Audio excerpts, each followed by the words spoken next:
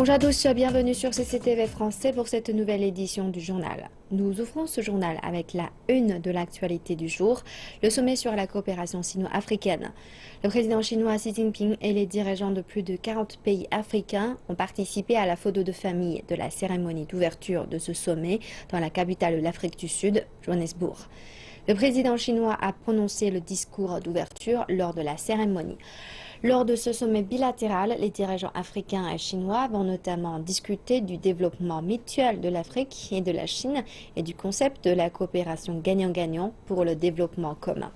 En après-midi, le président chinois va participer au forum commercial et à l'ouverture de l'exposition du secteur manufacturier qui débutera à 15 h heure locale.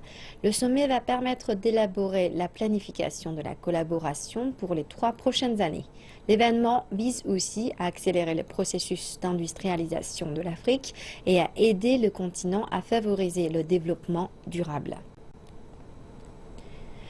Et justement, le président chinois Xi Jinping a prononcé le discours d'ouverture du forum sur la coopération sino-africaine. Xi Jinping a proposé de resserrer les relations entre la Chine et l'Afrique pour permettre la mise en place d'un partenariat stratégique coopératif global. Il a aussi promis 60 milliards de dollars pour la réalisation de 10 projets majeurs en Afrique.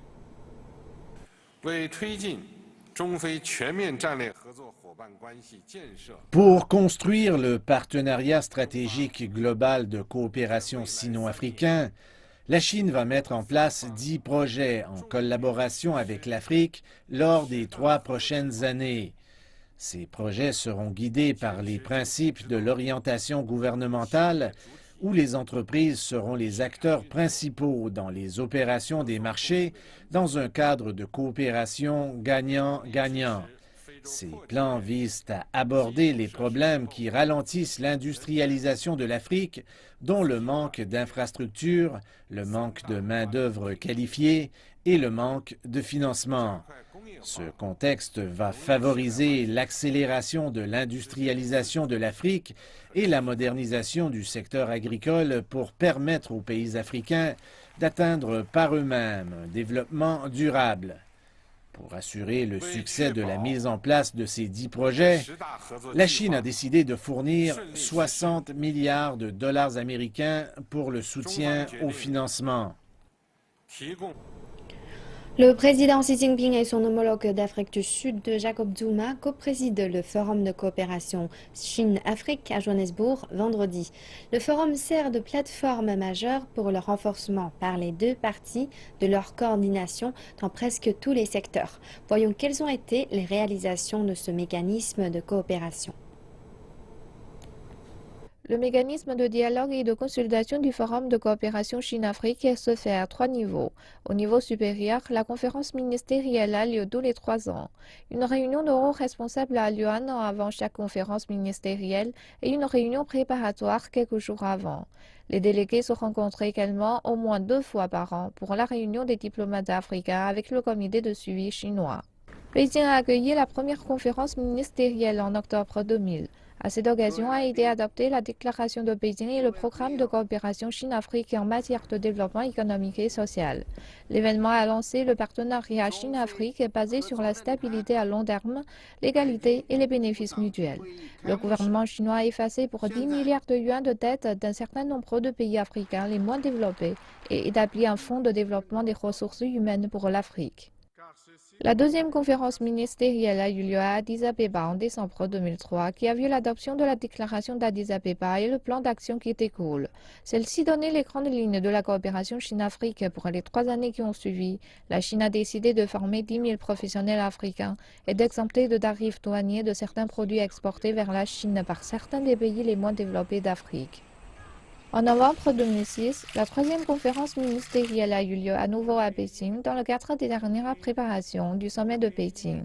La conférence a décidé, en se basant sur la déclaration du sommet de Pékin et du plan d'action de Pékin, d'établir et de développer un nouveau type de partenariat stratégique établissant l'égalité politique, la confiance mutuelle et la coopération économique. La Chine a annoncé qu'elle allait soutenir le développement national de l'Afrique. Les mesures comprenaient une aide renforcée, des prêts à taux préférentiels et des crédits aux acheteurs d'exportation, l'établissement d'un fonds de développement Chine-Afrique et une assistance dans la construction du centre des conférences de l'Union africaine. La 4e conférence ministérielle a eu lieu à Sharm el-Sheikh en novembre 2009. Elle a été le théâtre d'une délibération sur les actions de suivi après le sommet de Pékin. La déclaration est le plan d'action établissant un plan sur 3 ans en matière de coopération Chine-Afrique. Le gouvernement chinois a annoncé de nouvelles mesures de coopération couvrant l'agriculture, la protection environnementale et la santé.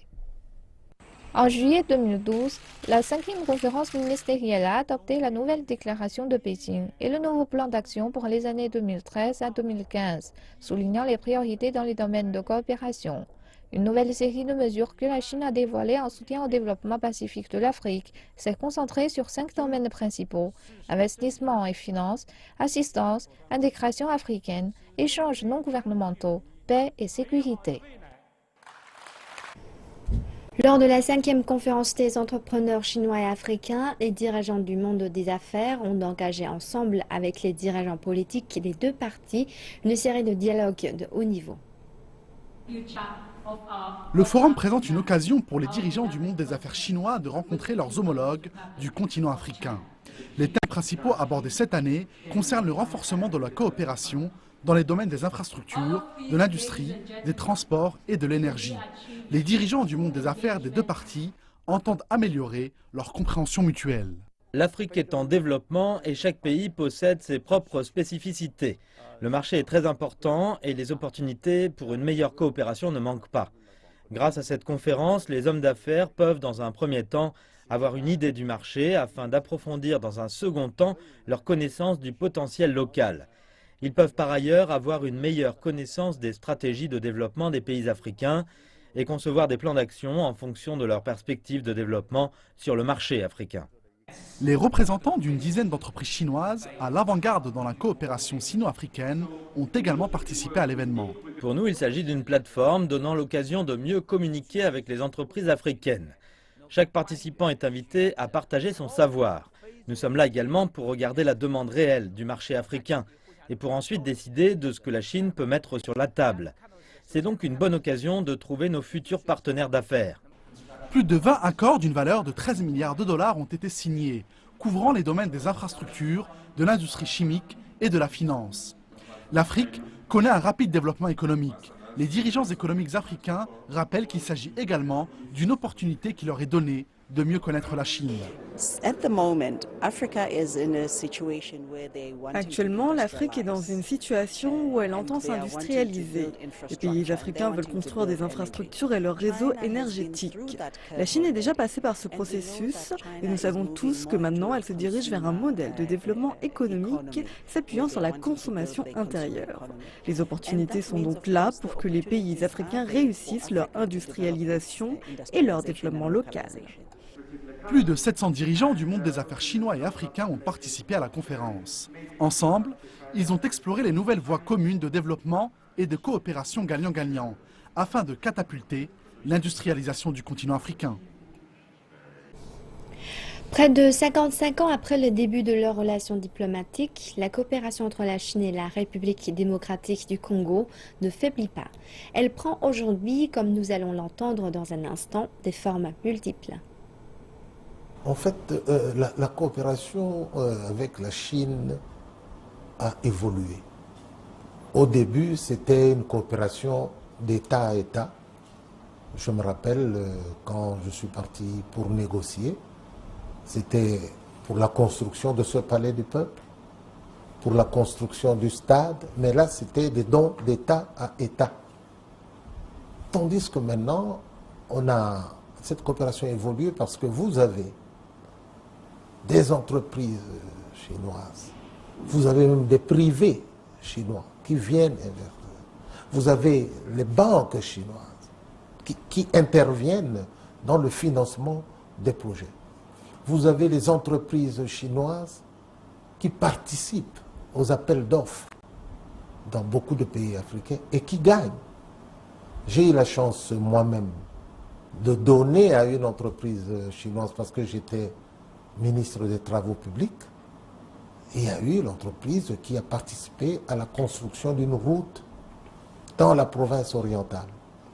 Donc vous avez vraiment une coopération multiforme et maintenant vous avez même des individus qui viennent en Chine. Lorsque vous êtes ici à la Cité, vous trouvez des Chinois qui ont leur boutique, qui développent des tas de choses et qui apprennent aux Congolais cette manière de vivre en autarcie, c'est-à-dire de pouvoir compter sur soi-même. Une nouvelle série de discussions sur le traité bilatéral d'investissement entre la Chine et l'Union européenne s'est tenue à Bruxelles du 30 novembre au 4 décembre. Il s'agit du 8e tour de négociation sur ce traité. Les deux parties ont progressé sur un grand éventail de questions. La Chine et l'UE se sont mises d'accord pour mettre au point un texte conjoint d'ici la fin de l'année et débuter des discussions en janvier prochain. Le traité bilatéral d'investissement Chine-UE a été lancé en novembre 2013 dans le but d'encourager l'accès réciproque au marché entre les deux parties. Selon les données de la Commission européenne, les 28 pays membres de l'Union européenne sont la plus grande source d'importation de la Chine et vice-versa. Mais les chiffres de l'investissement paraissent très faibles en comparaison, la Chine ne comptant que pour à peine 2 ou 3% du total des investissements européens à l'étranger. Si le traité est achevé, il pourrait permettre d'abaisser les barrières d'investissement, fournir un cadre d'investissement prévisible et améliorer la confiance des investisseurs. Vendredi, le cours du pétrole a connu une hausse en Asie. Celle-ci intervient en amont du sommet de l'Organisation des pays exportateurs de pétrole, ou OPEP. Ses membres doivent statuer quant à la marche à suivre pour pallier à la production mondiale excédentaire. Les analystes estiment toutefois que cette hausse ne sera que temporaire puisque les membres de l'OPEP tels que l'Arabie saoudite et les pays du Golfe restent favorables au maintien de hauts niveaux de production. Lors d'une rencontre informelle entre les membres de l'organisation qui s'est tenue ce jeudi, l'Arabie saoudite a fermement soutenu que dans le cas de coupe dans la production, le groupe devrait faire appel à des producteurs non membres tels que la Russie. Un délégué de l'OPEP a confirmé cette prise de position en expliquant que l'année prochaine, l'Arabie saoudite proposerait un accord afin d'équilibrer les marchés du pétrole avec l'aide d'États non membres. Nous n'attendons pas de ce sommet un changement radical en termes d'objectifs de production. Cette rencontre est toutefois source de préoccupation pour plusieurs raisons, et notamment du fait du degré de coordination entre les pays de l'OPEP et les pays non membres quant aux éventuelles coupes dans la production qui restent encore à établir.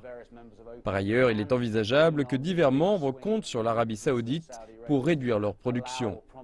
Mais je crois qu'au vu des 12 derniers mois de baisse du cours du pétrole et de la pression fiscale qui pèse sur ces pays producteurs, les autorités saoudiennes ne changeront pas de tactique à ce stade. À n'en pas douter, elles voudront garantir leur part de marché, ce qui signifie qu'à défaut d'une action coordonnée des autres membres de l'organisation, le niveau de production sera maintenu pour 2016.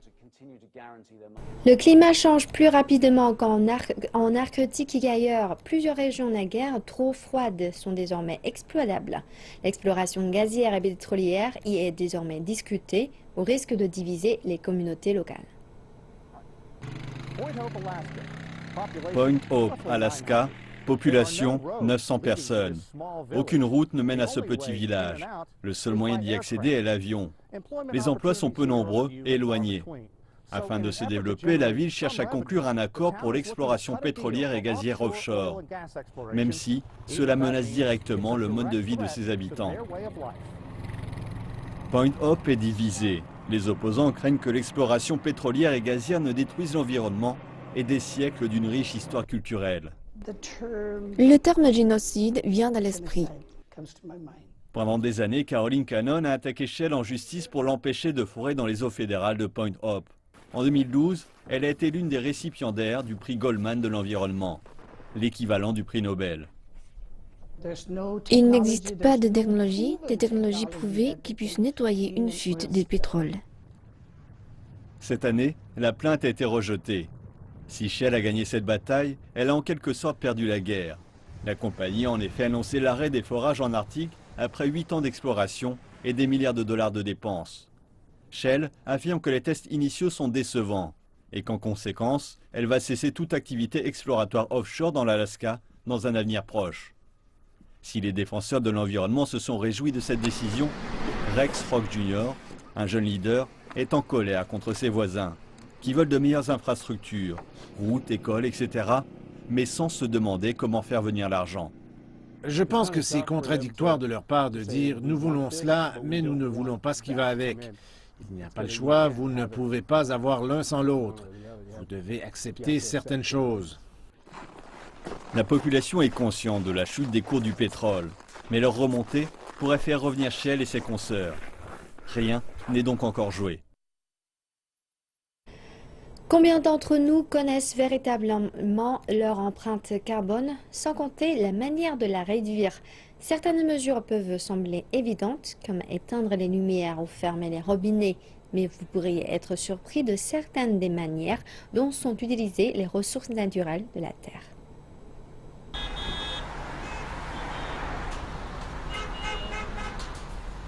Est-ce que cette personne a l'air heureuse? Est-ce que ces feux de circulation passent jamais au vert? N'y a-t-il pas un autre moyen? Repenser nos options de mobilité est l'une des choses les plus importantes que nous puissions faire pour réduire notre consommation énergétique. Werner Virtala a justement pensé à cela pour sa communauté. Malheureusement, il n'y a pas assez de place pour tout le monde dans sa communauté urbaine écologique. Mais Werner est heureux de partager ses idées. Nous refroidissons notre zone de vie grâce à un plafond écologique. L'énergie solaire est revendue au réseau électrique et l'eau de pluie est collectée afin de servir pour les chasses d'eau. Voici quelques petites choses à savoir sur la quantité réelle d'H2O que la plupart d'entre nous utilisons. Si vous considérez la production d'un t-shirt, cela nécessite 2700 litres d'eau, ce qui représente environ 20 fois l'utilisation d'un individu chaque jour. Ici, les enfants ne jouent pas avec leur iPad. They play football here with old people. They need not the electronic parts. Ils sont davantage connectés que cela. We live in a synthetic world, and here they live in a real world. Sans vouloir priver Noël de tout son côté festif, nous avons effectivement tendance à consommer davantage au cours de la période des fêtes. Parfois, c'est largement évident là où nous engloutissons nos ressources. Mais il y a également des coûts cachés dans pratiquement tous les produits que nous achetons.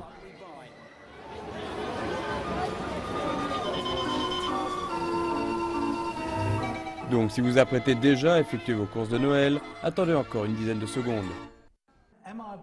J'achète des cadeaux car c'est à la mode, parce que ça rip, parce que c'est cool, ou bien je les achète parce qu'ils ont une plus grande durée de vie, qu'ils peuvent être utilisés pendant plusieurs années.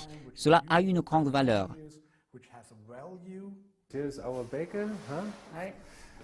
Nous ne pouvons bien entendu pas tous construire une boulangerie écologique, mais quand il s'agit de réduire les émissions, beaucoup d'entre nous ont effectivement la possibilité de faire les bons choix. L'Union européenne a ouvert une enquête sur la fiscalité de McDonald's. À l'heure où l'Union tente de lutter contre les traitements préférentiels à l'égard des multinationales, l'entreprise est soupçonnée d'avoir bénéficié d'avantages fiscaux de la part du Luxembourg.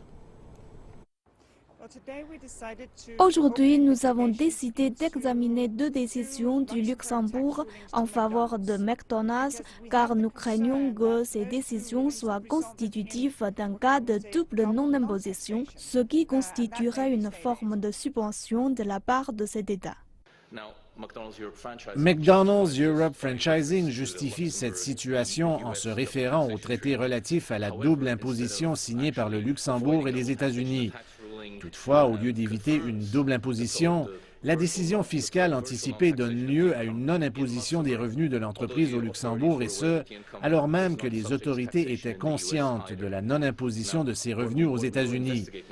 Notre enquête tend à déterminer si les autorités luxembourgeoises ont délibérément dérogé aux dispositions de leur régime fiscal afin de donner à McDonald's un avantage dont elle n'aurait pas fait bénéficier d'autres entreprises dans une situation factuelle et légale similaire.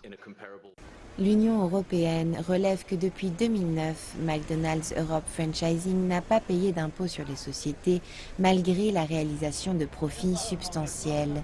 Ces derniers s'élevaient à plus de 250 millions d'euros, soit plus de 260 millions de dollars en 2013.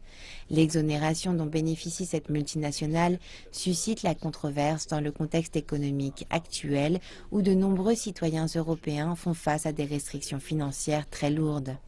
Le ministre luxembourgeois des Finances a déclaré que le pays n'avait pas conféré d'avantages particuliers à McDonald's et qu'il coopérerait pleinement à l'enquête. McDonald's estime qu'aucune règle fiscale européenne n'a été enfreinte. Il ne s'agit pas là du premier cas de fraude fiscale présumée impliquant des multinationales sur le territoire de l'Union européenne. La Commission européenne avait ainsi déjà demandé au Luxembourg de récupérer près de 32 millions de dollars auprès de Fiat Chrysler Automobile. Il en va de même pour les Pays-Bas et Starbucks, dont les accords fiscaux ont été reconnus illégaux car s'apparentant à une subvention étatique. Confucius continue de servir d'ambassadeur culturel de la Chine 2500 ans après avoir progressé son enseignement. La prolifération des instituts Confucius à travers le monde sont le témoignage de l'influence du philosophe et de l'attrait pour la culture et la langue chinoise dans le monde entier. À l'approche de la 10e conférence des instituts Confucius à Shanghai, nous sommes allés interroger des étudiants étrangers pour connaître leur point de vue. Personne ne s'attendait à un développement si rapide des instituts Confucius, lorsque le premier campus s'est ouvert à Séoul en 2004. Depuis, la Chine a établi 500 instituts Confucius à travers le monde, ainsi qu'1 millier de classes Confucius dans les écoles primaires et élémentaires. Certains étudiants étrangers à Shanghai nous confient ainsi que leur intérêt pour la Chine a débuté à travers les instituts Confucius. J'ai suivi une classe Confucius dans mon lycée et c'est là où j'ai appris le chinois. Après cela, j'ai décidé de venir à Shanghai pour approfondir mes études. J'adore la culture chinoise. Je me suis bien habitué à la vie ici. L'histoire chinoise est fascinante. C'est déjà ma 3e fois en Chine. Je suis allée à Beijing, Xi'an et Hangzhou. Il y a encore beaucoup d'autres endroits que je souhaiterais explorer en Chine. Cette année, les représentants de la conférence devraient élaborer un plan de développement de 5 ans pour les instituts Confucius, incluant un programme spécial se concentrant sur l'initiative Une ceinture, une route. La nouvelle route de la soie économique reliera la Chine à l'Europe via l'Asie centrale et occidentale. La route maritime du XXIe siècle connectera la Chine à l'Asie du Sud-Est, le Moyen-Orient et l'Europe. Grâce à l'influence de ces instituts, il y a un enthousiasme croissant pour la langue chinoise dans d'autres régions du monde. Notre prochaine étape est de travailler sur l'élaboration de davantage de manuels de langue chinoise et de matériels associés. Nous allons également établir davantage de centres de recherche en culture chinoise à travers le monde.